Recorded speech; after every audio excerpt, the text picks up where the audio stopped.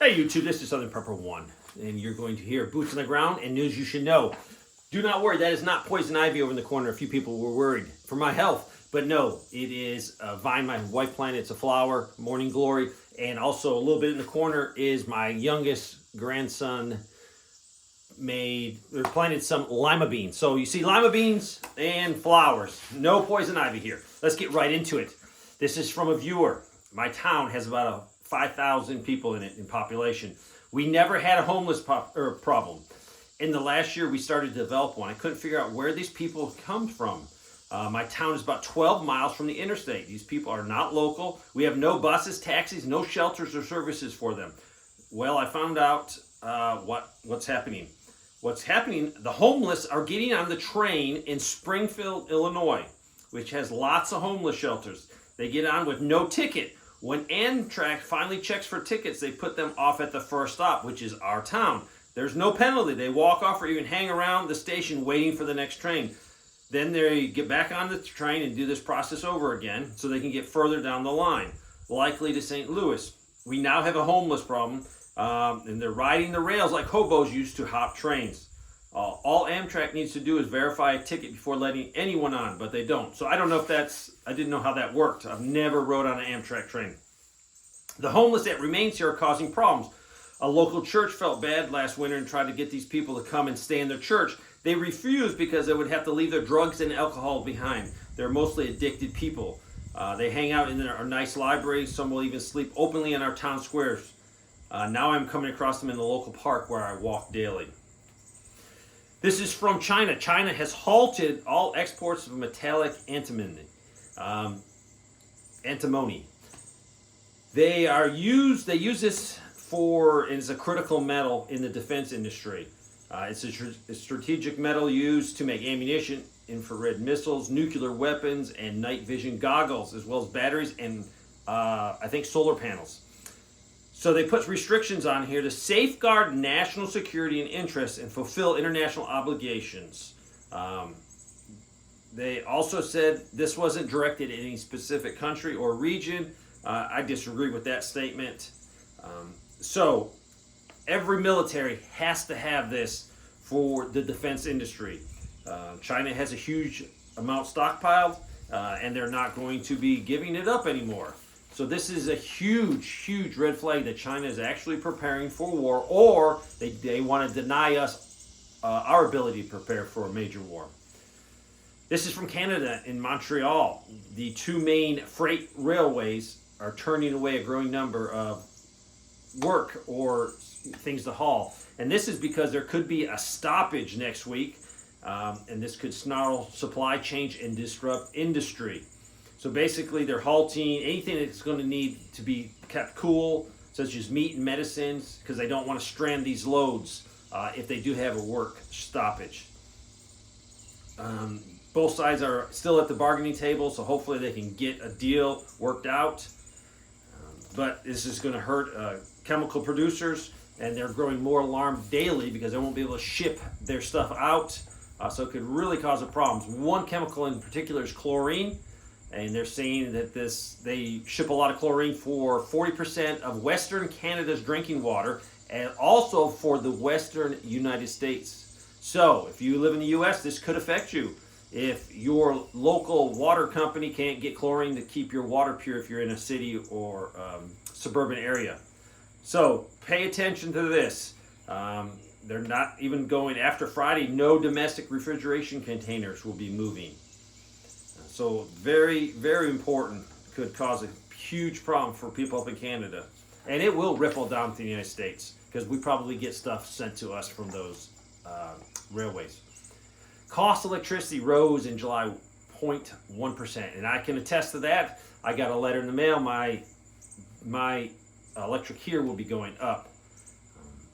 So they're saying that the national average household electricity prices surged nearly 22% between 2018 and 2023. They also reported that shows 24% of households reported being unable to pay at least one energy bill in the past year. The United States Department of Commerce has increased the tariff on Canadian lumber coming into the United States. It was previous at 8.5, and it's gone up to 14.54%. So they're saying that the Canadian government or the Canadian lumber industry is dumping their softwood lumber cheaper than the United States can do it. It's not fair. The U.S. Postal Service, their quick services, their packing services, the stuff that costs a lot more money, has dropped 40.7%. And this is huge. This is because people can't afford to send anything, so they're not sending it the quickest way, which is definitely the most expensive way. So this is definitely hurting the Postal Service. Also, FedEx international customers are also not using the most quickest way to get things delivered overseas. Their speediest service has slowed down a lot, and people are just strapped. The engine complex in this would be in Trenton. They are shutting down a couple of their plants, and this is because they have built up a huge surplus of engines. So they have a lot more engines sitting there. I think they have over 20,700 engines that are ready to go into vehicles, but people aren't buying as many vehicles. So they're going to lay off 600 hourly and salary workers. This is just like for a week, but it's also, there's other places that have started to lay off too. They did have a permanent layoff in Warren Truck Assembly Plant, and that affected 2,450 people, and it's just because not enough vehicles are being sold. President Harris announced a plan, and it's to lower housing costs. I actually heard this on the news this morning, and it's going to help people buy a house. I think they're going to provide them with $25,000 in down payment for the first-time home buyers. It also includes plans for expanded rental assistance for Americans. So basically $25,000, that's not going to help anybody. This is just free money that will cost us and definitely create bigger deficits.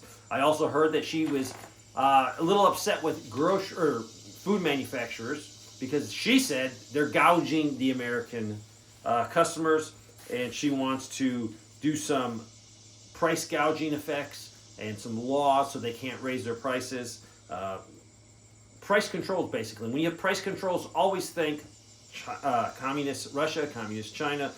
They love price controls. They like fixing things at a certain price. The problem we have inflation is the federal government is spending money, and that is the reason why these prices are going up. FedEx has announced 2024 peak season surcharges, and these are big increases. I'm just going to give you some of the increases. And these are just the surcharges. This isn't the cost of sending it. They have a surcharge in one area from $7.75 to $10. One of theirs went from $84.50 to $100. One went from $4.50 to $500. One went from 30 cents to 55 cents, and the list goes on. So these are drastic price increases that we as customers and consumers are going to have to pay. This is the hacking group USDOD is claimed to have stolen 2.7 billion records of personal information from Americans, and these will include your social security numbers and physical addresses. There was a quarterly report put out by the Federal Reserve Bank of New York on household credit and debt. And it was astonishing how high it has gone. The increase was 48.1%. And this has increased drastically. So basically, just to sum the article up into, the American people are running out of savings. They are out of savings, and they're creating debt. Now, sometimes people are very confident in the economy and they go into debt. This article is very clear to point out this is not the case. People are not confident in the economy. They are just stone cold broke, and they're using credit cards and other debt to sustain themselves. 13 of the Kentucky's rural hospitals, inpatient hospitals, and these are 13 of 71, looks like they'll be closing. 6 of them are immediate risk of closing. So this is very serious, especially in rural areas. You might only have one hospital for just miles and miles and miles and miles, and these are very important. The amount of layoffs that are occurring, I'm not going to go through all of them. I'm going to just give you the numbers. And remember, these are individual people. These are me. These are you. They're your neighbors. They're your uncles. These are people in America that are now going to be struggling. First of all, they're going to be struggling just trying to find another job. Let me just give you some numbers real quick, and this is only in the last couple of days. And this is not even a complete list. 23 people, 57 people, 45, 40, 1,000. 20% of this workforce, 7, 40, 100, and that was at Bass Pro Marine Division. San Francisco Unified School District, hiring freeze. And then layoffs also, 550 layoffs, 25. Cisco, 5,500. Evotech, 400. 8, 1,000. 143. The list just goes on and on. So if you have a job, I would be trying to be as much as an asset to your company, so maybe you're the last to go. And I will tell you, companies nowadays have no loyalty to their workers, and workers have no loyalty to their companies.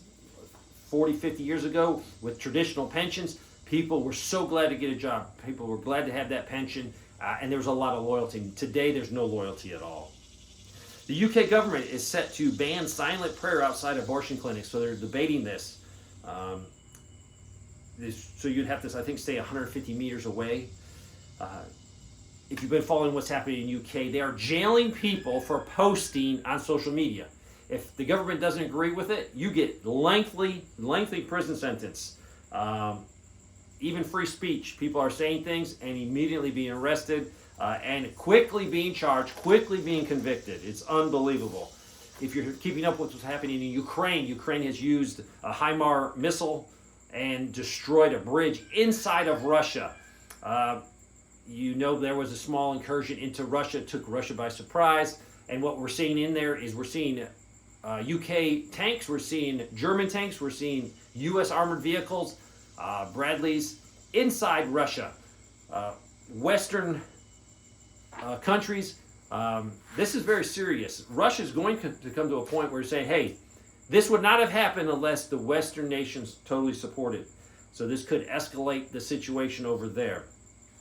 Also in Iraq, they're very, very soon going to probably pass a law that give their clerical leaders authority over a lot of stuff that we take as civil matters.